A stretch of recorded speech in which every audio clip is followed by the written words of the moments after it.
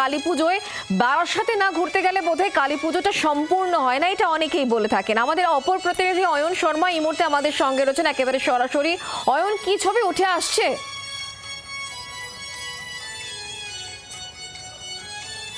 একেবারে দেখো, কালী মায়ের আরাধনায় যে বিশেষ বিশেষ জায়গাগুলি রয়েছে তাদের মধ্যে কিন্তু একেবারে থিমের পুজোর জন্য যদি বলা হয় বিখ্যাত বারাসাত। আমি বর্তমানে বারাসাতের যে নবপল্লী অ্যাসোসিয়েশন, সেই নবপল্লী অ্যাসোসিয়েশনের পুজো মণ্ডপে রয়েছে। তুমি দেখতে পাচ্ছ যে একেবারে এই পুজো মণ্ডপের থিম সম্পর্কে অবশ্যই বলবো, কিন্তু দুপুরবেলাতে সাধারণ মানুষ একেবারে তারা কিন্তু রীতিমতো প্যান্ডেল হপিংয়ে বেরিয়ে পড়েছেন।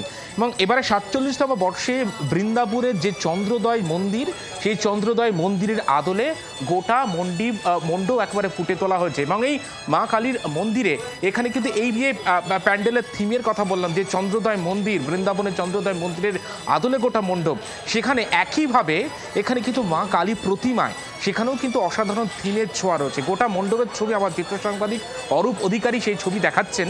এবং চন্দ্রোদয় মন্দিরের ভিতরে যে অসাধারণ কারুকার্য, সেই কারুকার্য ইতিমধ্যেই ফুটে তোলা হয়েছে। এবং এই গোটা মণ্ডপের সঙ্গে সাদৃশ্য রয়েছে এখানে মা কালী প্রতিমায়, সেখানেও কিন্তু একটা অসাধারণ থিমের ছোঁয়া রয়েছে। অর্থাৎ একেবারে সেই যে থিম, সেই থিম কালিয়া দমন, অর্থাৎ শ্রীকৃষ্ণের যে কালিয়া দমনের যে রূপ, সেই রূপ কিন্তু এখানে ফুটে তোলা হচ্ছে। অর্থাৎ মা কালী রয়েছেন, অবস্থান করছেন, এবং তার পিছনে একেবারে নাগ দেবতা রয়েছেন, এবং তার মাথার উপরে, মা কালীর একেবারে মাথার উপরে রয়েছেন শ্রীকৃষ্ণ।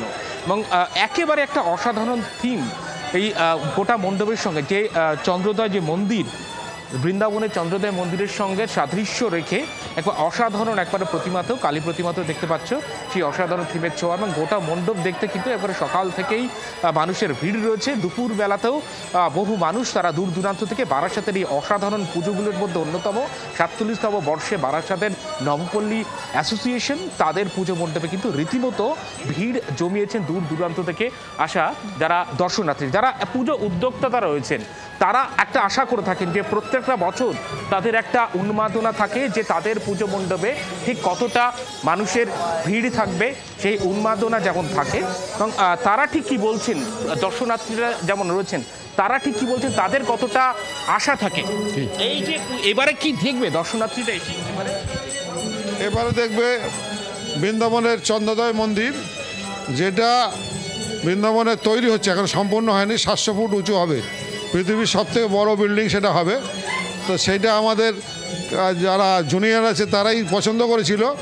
এটা আমরা খুঁটি বাঁশ দিয়ে 142 ফুট অবধি আমরা করতে পেরেছি, কারণ আমাদের ওয়েদার যে অবস্থা ছিল এর বেশি প্রশাসন থেকে বারণ করেছে, যে কোনো সময় অ্যাক্সিডেন্ট হতে পারে।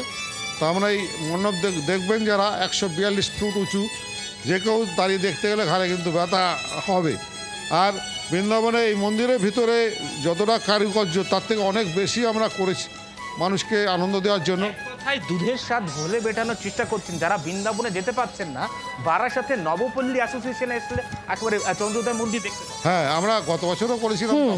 একদমই বারাসাতের এই ছবি দেখতে দেখতেই আমরা অন্য জায়গাতেও নজর রাখবো, কারণ বিভিন্ন প্রান্তে ছবি দেখাচ্ছি। আর বারাসাতের কালী পুজো মানে পুরো জাঁকজমকপূর্ণ এই পুজো, এবং কালী পুজোর আগের রাত থেকে দেখা যাচ্ছে মানুষের ভিড় মণ্ডপে মণ্ডপে। এবার একটুখানি দক্ষিণ চব্বিশ পরগনার ডায়মন্ড হারবারের দিকেও আমরা নজর রাখবো, কারণ সেখানেও একাধিক গুরুত্বপূর্ণ এবং ভালো ভালো পুজো যেখানে সাধারণ মানুষ ভিড় করে থাকেন। এবারে কি ছবি জানাবেন নকিবউদ্দিন এই মুহূর্তে আমাদের সঙ্গে রয়েছেন প্রতিনিধি সরাসরি।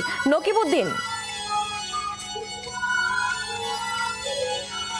দেখো শুক্লা, তোমাকে বলি আমি যে জায়গায় দাঁড়িয়ে আছি, মাধবপুর সূর্য তরুণ তাদের ক্লাবের পুজো এবারে 58 বছরে পা দিয়েছে। এই পুজো একটা প্রতি বছর একটা থিম পুজো তারা করে থাকেন এবং সামাজিক কাজকর্ম করে থাকেন, এবং তাদের কি পুজো হয়েছে এবং কতটা কি থিম হয়েছে আমি একটু ছবিতে দেখাবার চেষ্টা করবো শুক্লা, তোমার মাধ্যমে দর্শককে, জি 24 ঘন্টার সমস্ত দর্শককে দেখাবার চেষ্টা করব যে এই যে পুজো মণ্ডপে ঢুকতে কিন্তু এইটা এখন কিন্তু অনেকটা ভিড় নেই, এবং এটা রাত হলে কিন্তু প্রচন্ড ভিড় হয়, এবং এটা সব থেকে পুরোনো পুজো। এই পুজোর কারুকার্য করা হয়েছে পুজো মণ্ডপের, যেখানে দেখা যাচ্ছে যে পুজো মণ্ডপে ঢুকতে কিন্তু দড়ি দিয়ে বিভিন্ন রকমের কাজ করা হয়েছে, নকশা করা হয়েছে, এবং সেখানে বিভিন্ন রকমের মূর্তি তৈরি করা হয়েছে কাঠের গুঁড়ো দিয়ে, এবং পাশাপাশি যে মণ্ডপটা তৈরি করা হয়েছে গাছের ছাল আছে, সেই গাছের ছাল দিয়ে কিন্তু এই পুজো মণ্ডপটা তৈরি করা হয়েছে। এবং পাশাপাশি তোমায় বলবো যে পুজোর যে এই যে কালী মায়ের মুখটা একটু দেখাবার চেষ্টা করব। এখনো পর্যন্ত যেখানে দেখা যাচ্ছে যে এই যে পুজো বিভিন্ন সময় তাদের বিভিন্ন রকমের থিমের পুজো করে থাকেন এবং সব থেকে বড় বিষয় এইটা আকর্ষণীয় হয়ে থাকে এদের কাছে যে এইভাবে যে পুজো তারা দীর্ঘ 58 বছর ধরে এই পুজো করে আসছে এবং এই পুজোতে কতটা তারা কি করে এবং কিভাবে কি তাদের কাছ থেকে একটু জানবার চেষ্টা করব যে এই পুজোকে ঘিরে আপনারা কি কি করেন এবং কিভাবে এই পুজোকে দেখেন আপনারা। আমরা অ্যাকচুয়াল এই যে আমাদের মাধবপুর সূর্যতরুণ সংঘের যে শ্যামা পুজো, এটা শুধু পুজো নয়, আমরা এটাকে একটা উৎসব হিসেবে দেখি আমাদের এই মাধবপুরের। নখে বইতে তুমি নজর রাখো। অনেক ধন্যবাদ আমাদের সঙ্গে সরাসরি থাকার জন্য। আমাদের প্রত্যেক প্রতিনিধিকে ধন্যবাদ জানাবো। বাংলার আওয়াজ, বাঙালির আবেগ, জি 24 ঘন্টা।